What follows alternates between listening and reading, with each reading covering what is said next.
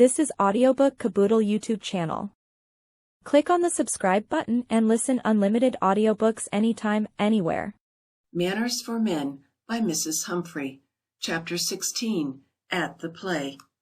At a theater, the underbred man is often in evidence, not only in the low-priced seats, but also all over the house. He has been seen and heard in private boxes. A well-known music hall celebrity administered a scathing reproof to one of these, who persisted in talking loudly while she was singing. Stopping short, she looked up at the box in which he sat and cried, "One fool at a time, please," after which he was as quiet as a mouse. It is a piece of bad manners to enter the theater late, disturbing the audience and annoying the players or singers. It is equally rude to leave before the entertainment is ended, unless the interval be chosen when nothing is going on. At a concert this is particularly true, for there are devotees of music who hang upon every note, and to whom it is a distinct loss to miss a single phrase of the compositions they have come to hear.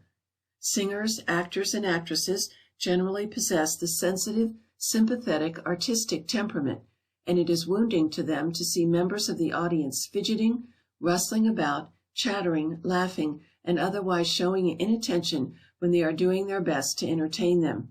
It is therefore uncivil to betray inattention. A little appreciation goes a long way with the members of the professions of music and the drama.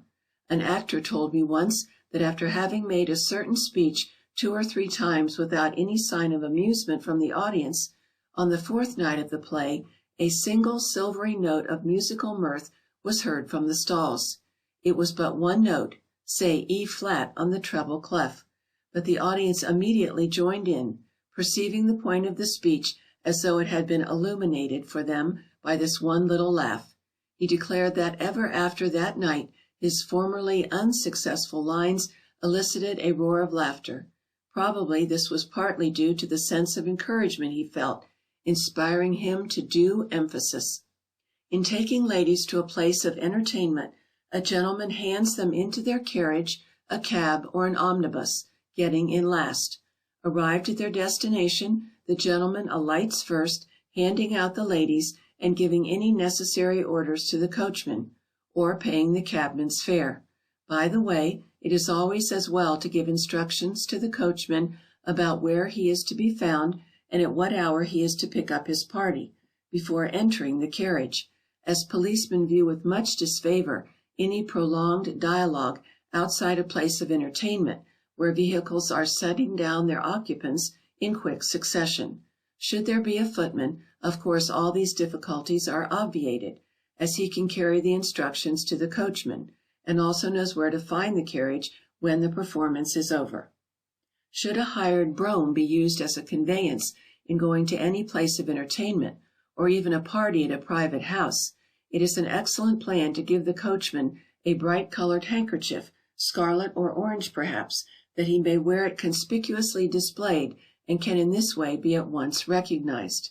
It is a miserable business on a wet night to hunt for a brougham up and down ill-lighted streets when in evening dress and patent leather boots, and anything that tends to shorten the task is advisable. Nor do ladies enjoy waiting in the draughty vestibule of opera houses, theater, or concert room for an indefinite period, while a short-sighted cavalier is groping about the streets for their carriage. If it is a question of a cab, the commissionaire at the door is the best person to get one, which he will do for a small fee. Here again a word of warning as needed. There are men who, in their special care of the ladies in their charge, forget that it is no part of the duty of a gentleman to ignore the claims of other women who have not the advantage of belonging to their party. I have seen men who ought to have known better, rudely pushing other ladies away from the door of a cab or railway carriage in order that their own womankind may be well looked after. It is all very well to be attentive and anxious to do one's best, but it is ill-bred to the last degree to subject to rudeness any ladies who happen to be without a gentleman to look after them. Retribution followed very swiftly in one instance of the kind. At Sandown Station one day the second special train for Waterloo was coming in, and the platform was crowded with gaily dressed women, tired and hot after the walk across the fields on a tropical July day. A lady and small Eton boy were together, and suddenly, when about to open the door of a carriage at the moment the train came to a standstill, found themselves all but thrown down by a sweeping motion of the arm of a young man who was bent on reserving that particular carriage for his party.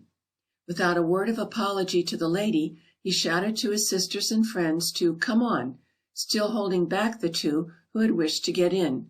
They entered the next compartment, and as they did so the lady remarked to her companion, "What an extremely ill-mannered person that is." Meanwhile the party next door were settling down and congratulating themselves on having secured seats, when one of them turned to their overzealous friend and remarked, "I saw Lady Blank get into the next carriage with her eldest boy." "Who?" he asked, with a sudden and remarkable rush of color on his face. The lady to whom he had behaved so rudely turned out to be one from whom he had that very morning received a long desired invitation to spend a few days at her country house in the following month. This he owed to the good offices of a friend in the F.O., and, delighted at having made such a step in his social career, he had at once written off accepting the invitation. It is scarcely necessary to add that he never made the visit, but had to wire at the last moment one of those conventional excuses that the Unco Gid called fibs, but which are only the transparent devices adopted by society to lubricate some of the more difficult of its processes. Between the acts of a play, the modern man thinks it his duty to himself to go out and have a drink, perhaps smoke a cigarette. There was a time when, had any such suggestion been made to a gentleman who had constituted himself the escort of a lady, he would have asked, though perhaps not in Milton's words, "And leave thy fair side all unguarded, lady?" But now the majority of young men visit the bar or the foyer. But who shall say what golden opinions are won by those who do not follow the custom, who refrain from acquiring the odor of tobacco or whiskey or brandy while they are in the company of ladies in the heated atmosphere of a theater?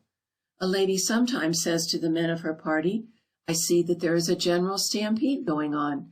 Don't mind me if you would like to go out." If they go, she thinks, "Oh, they are just like the rest." If they stay, she says to her own heart, "How delightful it is to find a man who can do without a B&S or a smoke for 2 or 3 hours," and up he goes many pegs in her estimation. Apart from the lady he is with and considerations connected with her, there is the inconvenience to which many of the audience are subjected by the passing in and out of so many. However, it is a recognized custom, so much so that a smoking foyer is attached to all the best theaters, and a warning bell is rung in it by the management a few minutes before the rising of the curtain. Refreshments are frequently carried round by attendants to private boxes, and sometimes in the stalls as well. Should they appear, it is the duty of the gentleman of the party to ask the lady or ladies if they wish for any, and to pay for what is consumed. It is, however, a rare thing for ladies to eat or drink at the play. The gentleman also pays for the program at the few theaters where a charge is made. I may mention, by the way, that it is not considered very good form to pay for programs at theaters where the management makes no charge. Instances have been known where attendants have been discharged for accepting such fees, and even apart from this, it is tantamount to presenting the attendant with 6d. or a shilling if one insists on paying for a program or two provided free of charge. Many of the attendants are superior to accepting it. End of chapter 16. This was Audiobook Caboodle YouTube channel presentation. For full audiobook, check out our playlist section. Links in description below.